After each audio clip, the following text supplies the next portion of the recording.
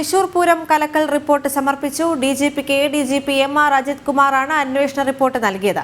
Report നാളെ DGP പരിശോധിക്കും.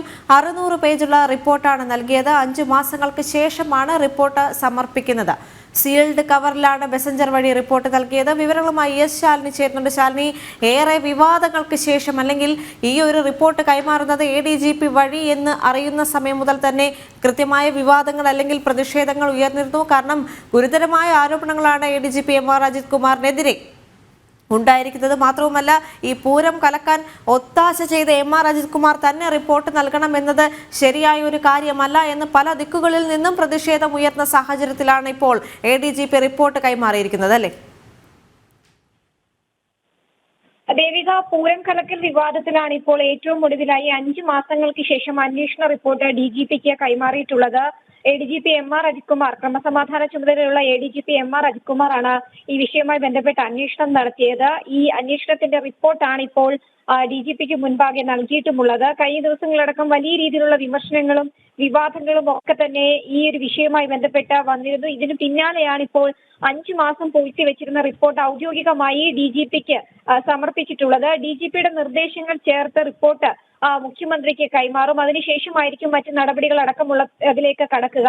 ഒരാഴ്ച കൊണ്ട് പൂർത്തിയാക്കുമെന്ന് പറഞ്ഞ് തുടങ്ങിയ അന്വേഷണമാണ് ഈ 5 മാസങ്ങൾ തികയുന്ന അവസരത്തിൽ അതൊരു റിപ്പോർട്ട് രൂപേണ എത്തുന്നത് എന്നുള്ളതാണ് ഏറ്റവും ശ്രദ്ധേയമായിട്ടുള്ള കാര്യം. ഈ അന്വേഷണ റിപ്പോർട്ട് ചൊവ്വാഴ്ച സമർപ്പിക്കാനാണ് മുഖ്യമന്ത്രി കഴിഞ്ഞ ദിവസം അന്തിമമായി ഉത്തരവിട്ടിരുന്നത്. അന്വേഷണത്തിന്റെ അട്ടിമറി പുറത്തു കൊണ്ടുവന്ന വാർത്തകളടക്കം പുറത്തു വന്നതിന് പിന്നാലെയാണ് ഇപ്പോൾ എഡിജിപിയുടെ നടപടി എന്നുള്ളതാണ് ഏറ്റവും ശ്രദ്ധേയമായിട്ടുള്ള കാര്യം. ഈ വാർത്തകളൊക്കെ തന്നെ പുറത്തു വന്നതിന് പിന്നാലെ മുഖ്യമന്ത്രി അടക്കമുള്ളവർ ഇക്കാര്യത്തിൽ ഔദ്യോഗികമായി പ്രതികരിക്കുന്ന ഒരു സാഹചര്യം ഉണ്ടായിരുന്നു.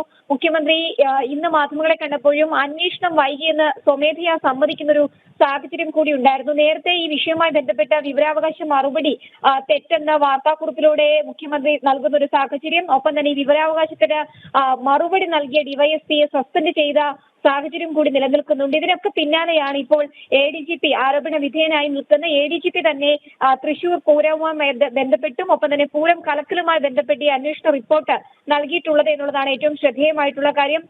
മുഖ്യമന്ത്രി പ്രഖ്യാപിച്ച അന്വേഷണത്തെക്കുറിച്ചുള്ള വിവരങ്ങൾ പോലീസ് ആസ്ഥാനത്തില്ലെന്നായിരുന്നു കഴിഞ്ഞ ദിവസങ്ങളൊക്കെ തന്നെ വിവരാവകാശ രേഖയിലൂടെ മറുപടിയായി പുറത്തേക്ക് വന്നത്. എന്തായാലും പോലീസ് ആസ്ഥാനത്തെ സ്റ്റേറ്റ് പബ്ലിക് ഇൻഫർമേഷൻ ഓഫീസർ കൂടിയായ ഒരു ഡിവൈഎസ്പി എം.എസ്. സന്തോഷിനെയായിരുന്നു കഴിഞ്ഞ ദിവസം ഈ തെറ്റായ മറുപടി നൽകി എന്നുള്ള രീതിയിൽ പുറത്താക്കുന്ന സാഹചര്യം അല്ലെങ്കിൽ സസ്പെൻഡ് ചെയ്യുന്ന സാഹചര്യത്തിലേക്കൊക്കെ വന്നത്. സർക്കാരിനും പോലീസിനും ഒക്കെ കളങ്കം വരുത്തി എന്നുള്ള പേരിലായിരുന്നു ആ സസ്പെൻഷൻ നടന്നതെങ്കിൽ പോലും കൃത്യമായ രേഖയായിരുന്നു പുറത്തു വന്നത് എന്നുള്ളതായിരുന്നു ഏറ്റവും ശ്രദ്ധേയമായിട്ടുള്ള കാര്യം. എന്തായാലും സർക്കാരിനെ അതിരൂക്ഷമായി വിമർശിക്കാനും പ്രതിപക്ഷം അടക്കമുള്ളവർ വലിയ രീതിയിലുള്ള വിമർശനങ്ങൾ ഉന്നയിച്ച ഒരു സാഹചര്യം, ഏകദേശം ഒരാഴ്ചയ്ക്കുള്ളിൽ നൽകണമെന്ന് പറയുന്ന റിപ്പോർട്ട് ഏകദേശം 5 മാസം പൂർത്തിയാകുന്ന സാഹചര്യത്തിലാണ് സർക്കാരിന് മുൻപിലേക്ക് എത്തുന്നത്. ഇതിൽ ഏത് തരത്തിലുള്ള ശുപാർശകളും നിർദ്ദേശങ്ങളുമായിരിക്കും ഇനി ഡിജിപി മുഖ്യമന്ത്രിയുടെ കൈകളിലേക്ക് റിപ്പോർട്ട് എത്തുമ്പോൾ നൽകുക. അതിൽ മുഖ്യമന്ത്രി സ്വീകരിക്കുന്ന നടപടി എന്താകും എന്നുള്ളതാണ് അറിയേണ്ടത്. എന്തായാലും ഡിജിപി സ്ഥലത്തില്ലാത്തത് കൊണ്ട് തന്നെ മെസഞ്ചർ വഴിയാണ് സീൽഡ് കവറിൽ ഈ റിപ്പോർട്ട് ഇപ്പോൾ നൽകിയിട്ടുള്ളത്. 600 പേജ് ഉണ്ട് എന്നുള്ളതാണ്.